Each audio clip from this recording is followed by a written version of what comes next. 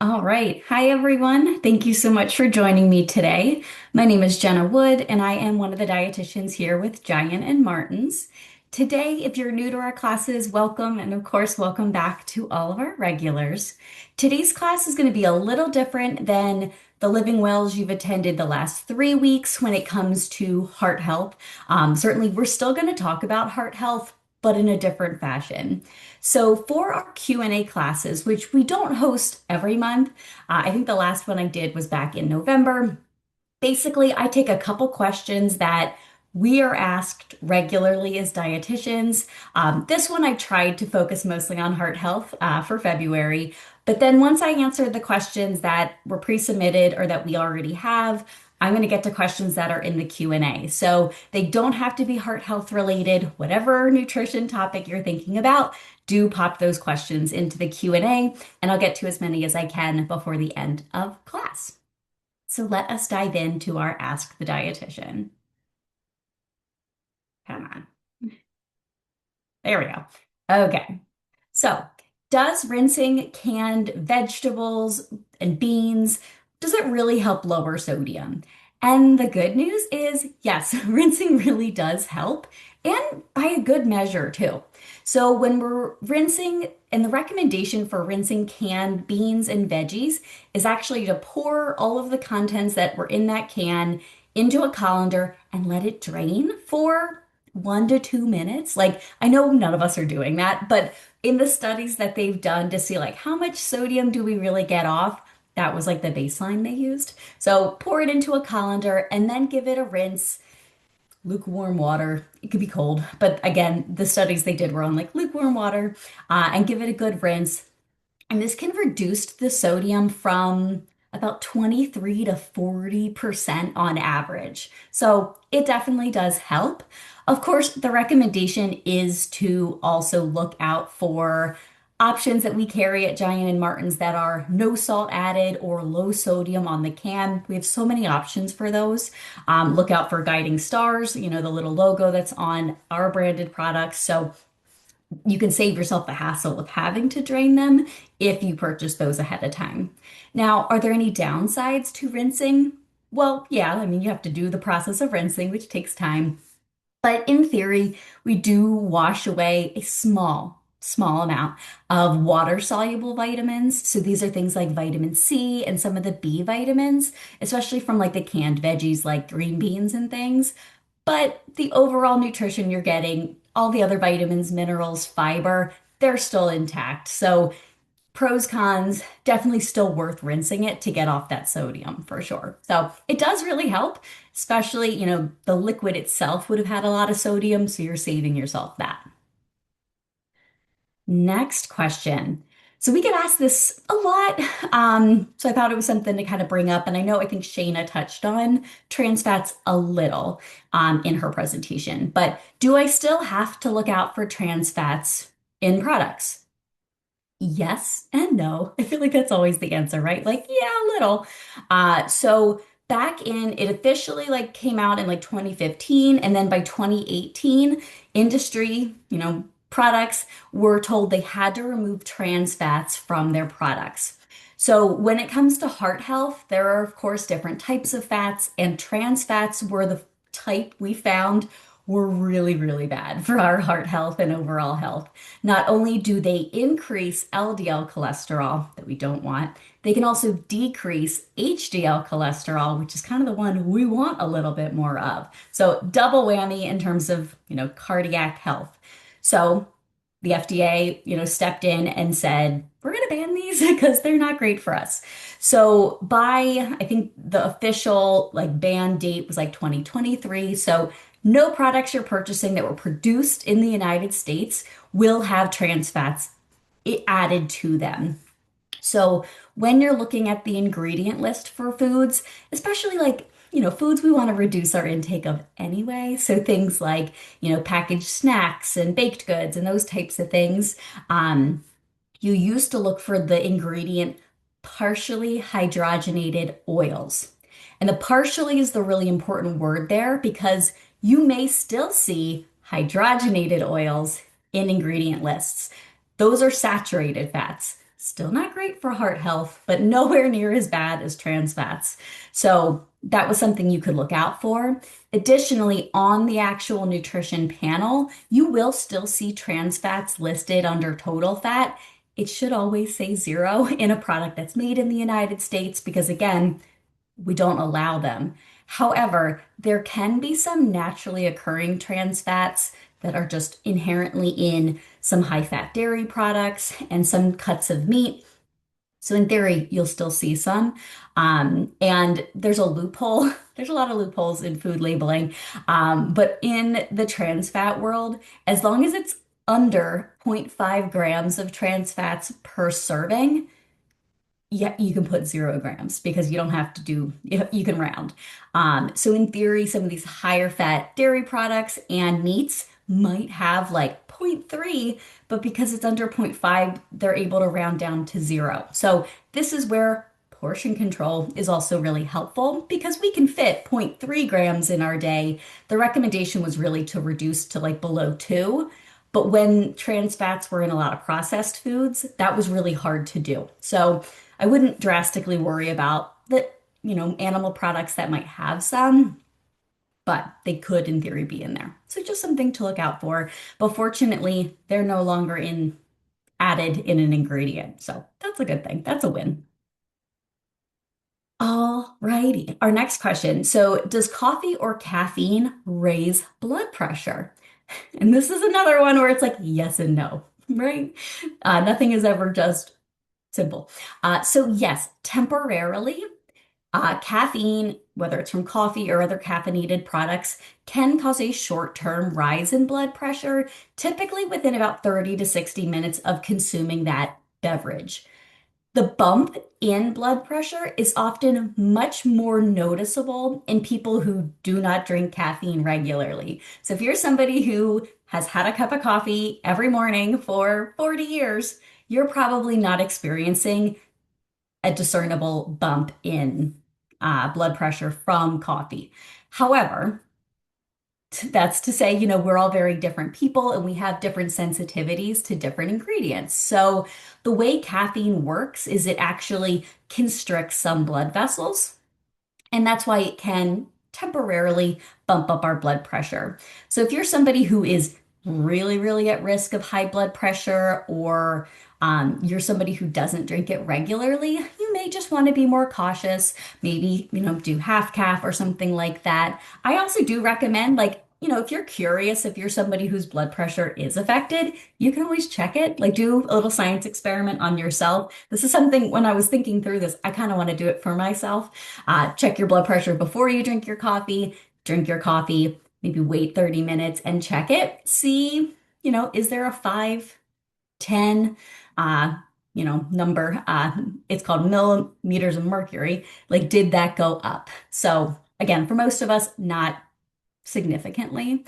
And then in the long term, caffeine or coffee intake is actually typically linked to lowered effects of blood pressure. It's not one of the things we recommend for blood pressure, but it typically is not linked to chronic blood pressure problems. Of course, if you've been told by a healthcare provider to watch out for caffeine intake when it comes to heart health or blood pressure, certainly listen to their recommendations. And for all of us, the recommendation still is to keep our caffeine intake as low as possible. The like peak is like 400 milligrams, which is like 4 small cups of coffee. So thinking about like how big your cups of coffee really are. So keep it lower, and large, like single doses of caffeine, like if you were to drink an energy drink that had a lot of caffeine, that could cause adverse heart health effects for a lot of people. So be cautious, but your typical morning cup of coffee, probably not raising your blood pressure chronically and not a huge concern. Okay, I think I have one or two more questions. So, should I worry about the sodium that's naturally found in foods? So, in most cases, no.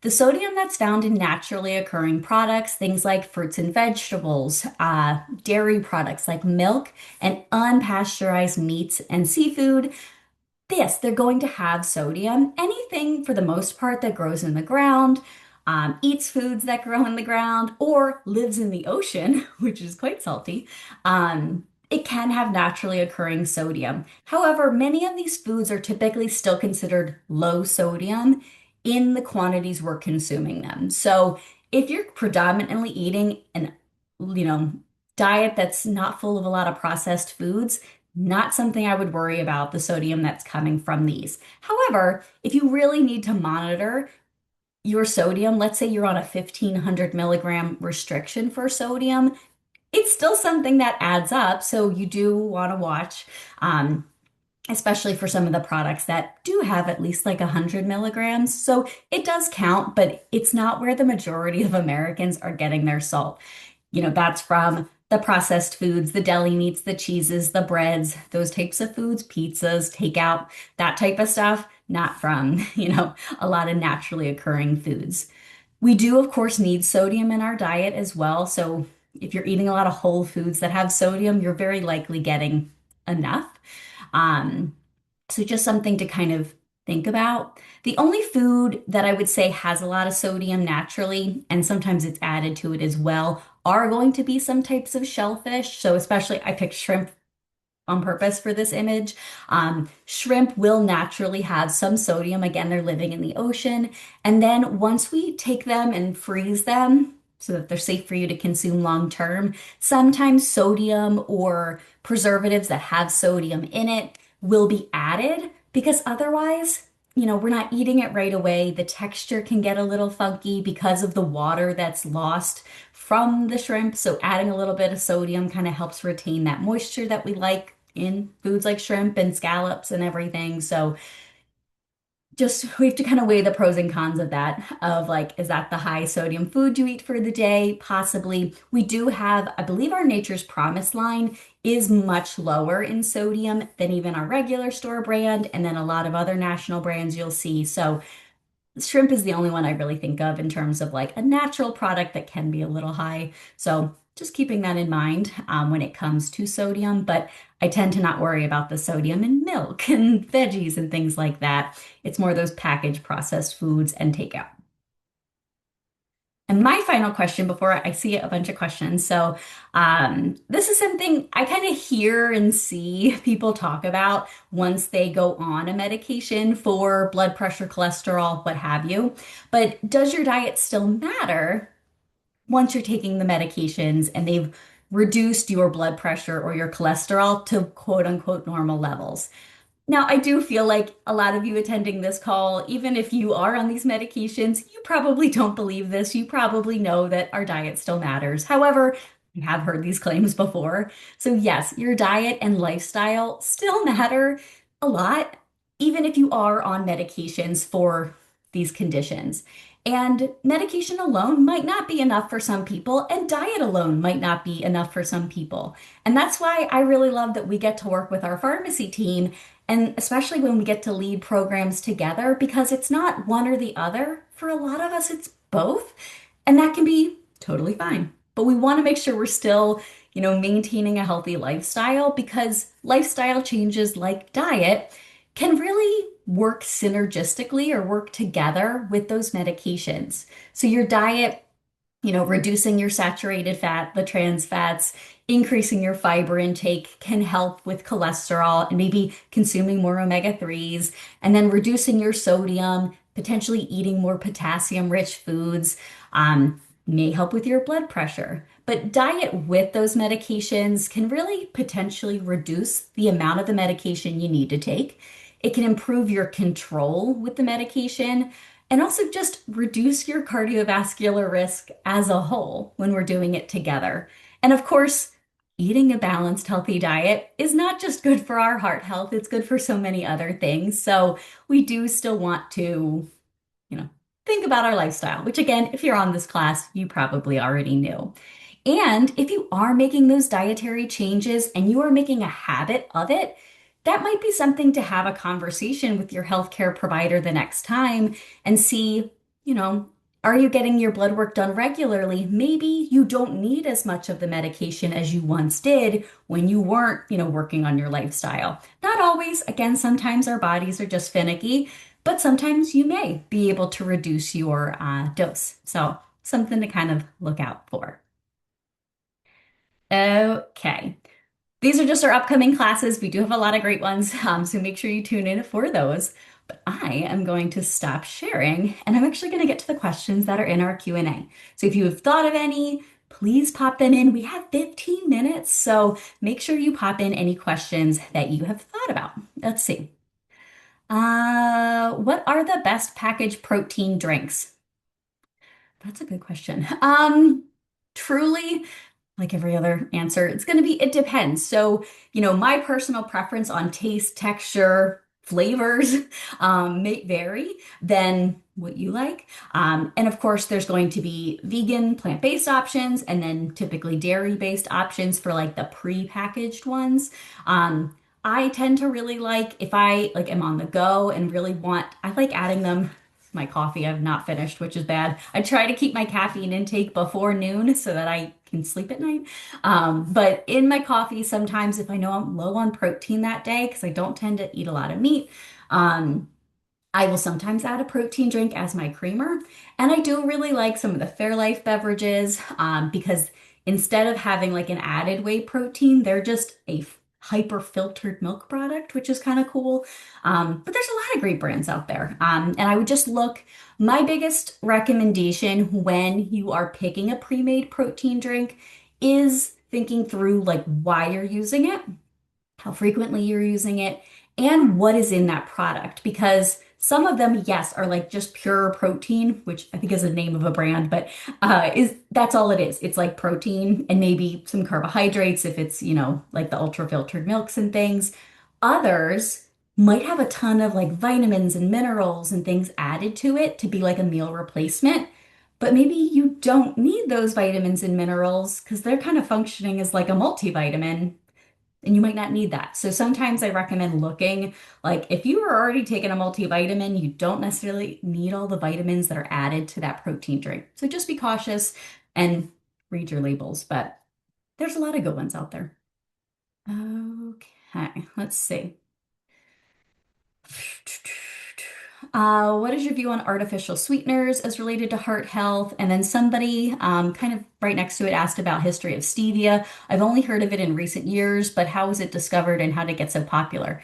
I probably won't be able to dive into all of that, but I'll kind of answer them together. So, in terms of heart health, when it comes to artificial sweeteners, like everything else, it's going to be like a balance. So if you were somebody who consumed a lot of added sugars and consuming artificial sweeteners, maybe in the form of soda or something, or what you used to have an added sugar and now you've switched to using whether it's an artificial sweetener or something like stevia, those are, non-nutritive sweeteners, we call them, that can really improve heart health because you're likely reducing your calorie intake, which can help with a lot of things. You're likely, you're reducing your added sugar, which can, if we're over consuming that, can be not great for our blood sugar. So there's a lot of benefits to reducing added sugars. And for a lot of people, that means maybe relying on some non-nutritive sweeteners for a little bit. Um, of course, we don't want to overdo it with either. So finding ones that you can use the smallest quantity of can be helpful. There are some that it's really hard to research specific ingredients because we don't consume ingredients in a vacuum. We consume them in, other foods and things like that. But there were some studies like a year or two ago about erythritol, which is a sugar alcohol that is found in a lot of artificial sweeteners. Although it's a naturally occurring sweetener, it's found in fruits as well. But when we synthesize it, add it to products, we think of it as like an artificial sweetener. It's a sugar alcohol. That one, there were some studies saying, like, I think people who had heart attacks, they had higher levels of erythritol in their diet or higher levels of erythritol in their blood. However, we can produce erythritol and it can be in our bloodstream, even if you're not consuming it through artificial sweeteners. And it was kind of a chicken and egg situation. Like, was the erythritol high in the blood and that caused heart issues? Or did the heart issues come first and then, erythritol levels then became high. So it wasn't sussed out very well. And a lot of the studies didn't even ask the people if they ate artificial sweeteners like erythritol. So, there was a lot not great about some of the studies that were showing that. But otherwise, in moderation for most people, artificial sweeteners shouldn't have a huge impact on heart health. If not, could be positive if we're decreasing our added sugar intake. And when it comes to stevia, stevia is actually a natural product. You can buy a stevia plant and it kind of looks not like mint, but like that's kind of what the leaves look like. So stevia as a plant has been around for, I mean, I would assume thousands of years. Using it as a sweetener in the way we are now is a newer thing. Actually processing it and turning it into like a powder. But it's definitely not new. I would say of all of the quote unquote natural sweeteners, stevia has been around for a while. I feel like we did have a presentation, and I've talked about stevia in some of our classes. Like I know the one I just did on cranberry juice, I think we talked about stevia a little bit. But I think it became popular because people were looking for low carb, low sugar, no sugar added alternatives that still tasted sweet because as humans, we like sweet things. So I think that's kind of what grew in popularity, but not everyone loves it. Like to me, it can taste quite bitter. It kind of just depends. Great questions though. Let's see. Should you then dry the beans or veggies prior to using? Yes and no. It depends on how you're using them. So if you're throwing those canned beans into a soup or to a chili, I wouldn't bother drying them off. But no, you certainly do not have to dry them off. I feel like a lot of ways you might be using them, you're probably heating them up or doing something. So no, you don't necessarily have to dry them. Um, what else? Are frozen veggies already rinsed? I would say typically, like they're already, ready to consume once you heat them up. You should not be eating frozen veggies uncooked. So it even says that on the package, like you have to cook frozen veggies before you eat them. Like it recommends like cooking it to an internal temperature of, I think, 165. But most frozen vegetables don't have salt added to them because the freezing is actually the preservation process. In canned foods, the canning process, yes, but we add sodium to one for flavor, but also to help keep them preserved. So frozen veggies you shouldn't have to rinse. Um, Good question. So somebody asked, why did we have trans fats added to the start? What purpose did they serve if they're so bad? Wonderful question. So before we knew they were bad, or as bad as they are, trans fats were added for a lot of reasons. One, they were amazing for taste and for mouthfeel and texture, especially in baked goods. Um, and they also helped increase and improve shelf life, which, if you're a company, you want your product to have a long shelf life. And as a consumer, we don't want our foods to go bad quickly either. So that was kind of the main reasons we were using them. It helped products be shelf stable and it helped with taste and mouthfeel, which is good. So that's why they were there. But then, of course, as people consume more and more of them, and we saw, heart issues exponentially increase, that was one of the things they kind of sussed out was a problem. So then, of course, we took them out of products, and a lot of those same companies just replaced it with saturated fats, which are still not great for our heart health in excess. So, still, these products are not something we want to consume in excess of either. Um, but yeah, there's a lot of reasons that certain ingredients, whether it be salt, sugar, or fat, are added to foods, but that was a big reason for trans fats. These are great questions. Um, Okay, this is a good. Is there a difference in caffeine from cold sources like sodas with hot sources like coffee? I get stomach cramps from cold sources, but not hot sources like coffee. That's a really good question. I don't know from a caffeine perspective how much would change from like, even if you were to compare like and like, so like an iced coffee or a hot coffee. If we're comparing a product like, so I think it was soda with coffee. I mean, there's so many other variables, right? Like soda is also going to have preservatives and phosphates and different things, and those could be an issue for other people, even though you're saying the cold ones don't seem to bother you. There's so many things like hot coffee. So I think I talked about this in a coffee class, was it last month?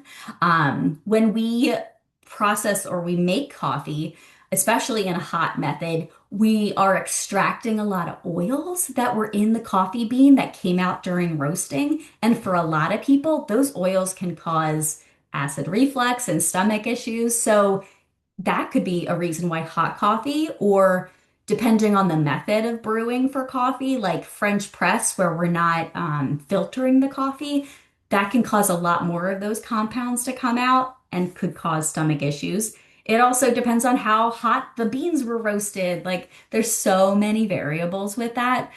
So I would venture to guess, like the hot coffee, you might have an issue with some of maybe the oils and things that were produced in the coffee. That would maybe be my guess, that the coffee could cause stomach cramps. Additionally, coffee, for a lot of people, I can't remember. Oh goodness, off the top of my head, I can't remember the exact mechanism of action, like how it does it. But coffee, some of it might be caffeine. There's also some other compounds. It makes people go to the bathroom, which some people love that about coffee is they drink their cup of coffee in the morning and it helps them go to the bathroom. So it could be that your body doesn't like that and causes cramping, for myriad of reasons. But that could be another thing is coffee can cause people to go to the bathroom, and that can cause cramping, but like a soda wouldn't. Good question. Let's see. Oh, I like this question. Are breads that are high in fiber a good option for hitting fiber goals, or are they not the right type of fiber to keep you regular? Yes and no. I'm sure you're shocked. So there's so many breads out there. There are going to be breads that are just made with whole grains, and they're going to have inherent, fiber that is from wheat. So it's going to be a combination of soluble and insoluble fiber, which is really great for regularity. So, like actually going to the bathroom on a regular basis, we're looking more typically to that insoluble fiber. So, that's going to be like the roughage and things. So, yes, we will get some of that. But then there's a lot of breads out there nowadays that have added fibers. It could be things like inulin or chicory root or soluble corn fiber. There's like a lot of things added. It'll increase the amount of fiber that's in that food. Uh, but it's typically a soluble fiber, which is great for heart health. Like it can potentially help with reducing our cholesterol levels, but it's not necessarily always going to be the type that keeps you regular. It can help. Um, so yes and no. The best thing when it comes to fiber is really one, going slow when you're increasing the amount that you're consuming and drinking plenty of water and fluids with it. Because if you start to consume a lot of fiber and you're not drinking a lot of water, that can cause constipation because we need that fluid to help everything stay not super hard and all of that. So, yes, breads can definitely be a helpful way to add fiber. Like some breads, you can get like 3 grams of fiber per slice, which if you need like 25 grams of fiber and you're having a sandwich and you get 6 grams from just the bread, that adds up over the day. So certainly, I would say breads can. I would, for many of us, watch out for some of the things that have like 30 grams of fiber added, especially if, it causes gas bloating for you. I would go really slow with those like hyper added ones, but a whole grain, whole wheat bread certainly can be a great way to add some fiber, which can keep you regular. Great question. Okay, let's see. Are rice and beans together still a good protein choice in lieu of meat? This is a really great question. So it's kind of evolved, like our information and what we know about protein. But yes, plant-based sources of protein are still a great protein option, especially if you're someone who chooses to not eat a lot of meat. Or even if you do eat meat, we can still get protein from plants. We used to think that you had to combine things like beans and rice together because they are what we refer to as complementary proteins. This means that rice has this proportion of amino acids, which is what protein is made of, and then beans have a different ratio of amino acids. So together we get more of those essential amino acids that our bodies need. So we're like, oh, you need to eat them together to make it like the amino acids you would get from meat. However, what we've more so learned is that our body kind of pools amino acids so that you don't necessarily have to eat them in the same meal. You kind of want to eat them over the course of the same day, couple days. However, just culturally, historically, we tend to eat a lot of complementary foods together. So it really works out really well with things like rice and beans. So, yes, still a great protein option. There are some plant-based foods that are complete proteins, things like soy and I believe chia. And I know there are others, and I'm just not thinking of them right now. But soy is always like the biggest one that, yes, soy is a complete protein in and of itself. But yeah, rice and beans too. I love it. Oh my goodness. Okay. It is 12:30. I am going to hold on to some of these questions because I love doing these classes. I think they are so fun to see kind of what questions you guys have for our team. And yeah, but there's so many good ones. If for any reason you really want your question answered, please just reply to the emails that we send out because we would be so happy to answer them, even if it's not within class. But I hope you have a wonderful rest of your day, and we will see you tomorrow because I think tomorrow's Thursday, and we hope to see you for more classes. Thanks. Take care.